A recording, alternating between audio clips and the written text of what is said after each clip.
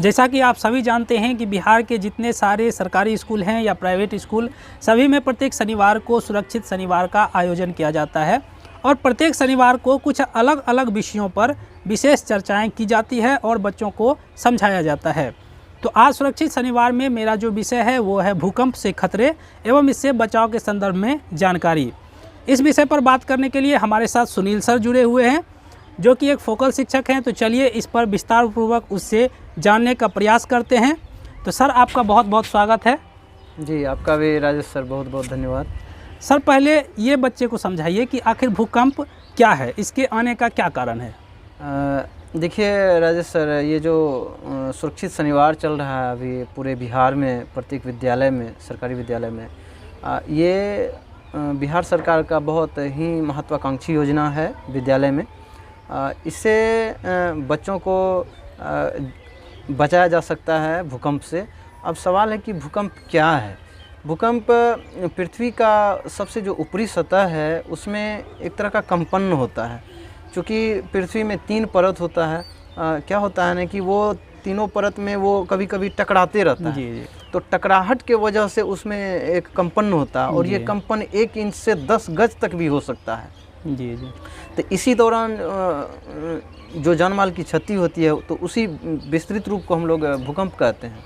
जी। आखिर लक्षण भूकंप का क्या है, कैसे हम लोग जानेंगे कि भूकंप आया हुआ है।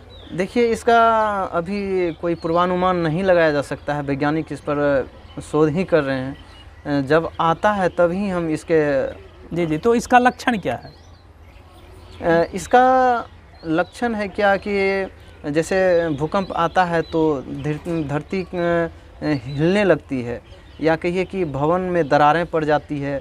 यदि आपका कक्षा में पंखा लगा हुआ आपके कक्षा में, तो वो पंखा भी हिलने लगता है। कोई भी सामान रखा हुआ कहीं पे वो हिलने लगता है। बेंच अपने आप हिलने लगता है। तो जहाँ खड़े हैं वो भी हिलने डुलने लगता है। जी बिल्कुल, आपका शरीर हिलने लगेगा। क्योंकि जब पृथ्वी हिलता है तो पृथ्वी पर जितने भी वस्तुएं हैं सभी हिलने लगते हैं। जी। तो सर, भूकंप में क्या क्या विशेष घटनाएं हो सकती है, क्या क्या देखने को मिलेगा।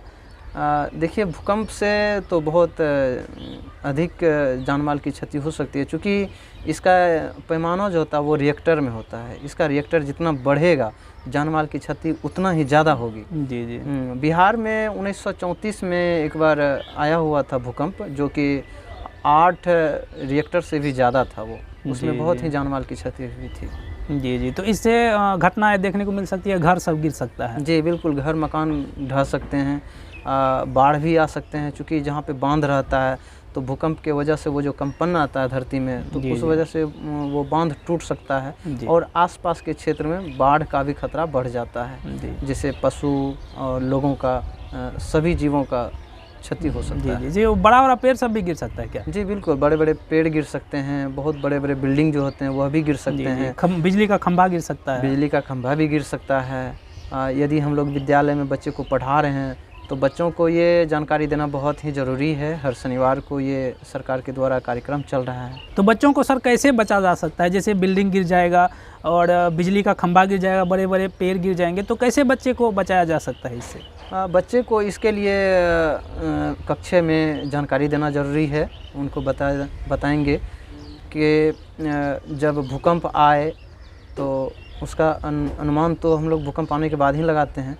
यदि भूकंप आ जाता है तो बच्चों को हम ये जानकारी दे सकते हैं कि उनको टेबल के नीचे अपने सर को सबसे पहले ढकना ज़रूरी है। यदि वहाँ पे टेबल नहीं है, बेंच नहीं है, तो आप अपने हाथों से सर को ढक सकते हैं। बेंच तो हर कक्षा में उपलब्ध है, तो आप बेंच के नीचे चले जाएं, टेबल के नीचे चले जाएं। कोई भी कठोर वस्तु, कोई भी कठोर सतह हो, उसके नीचे चले जाना है। या नहीं तो आप कमरे के कोने में भी जाके खड़े हो सकते हैं। जी। सर पे बैग वगैरह सब भी रख सकते हैं। जी बिल्कुल, सर पे बैग रख के भी आप अपने सर को ढक सकते हैं। इससे आपका क्षति जो है बहुत कम से कम होगा। तो उम्मीद है फ्रेंड्स कि आपको सारे सवालों का जानकारी मिल गया होगा।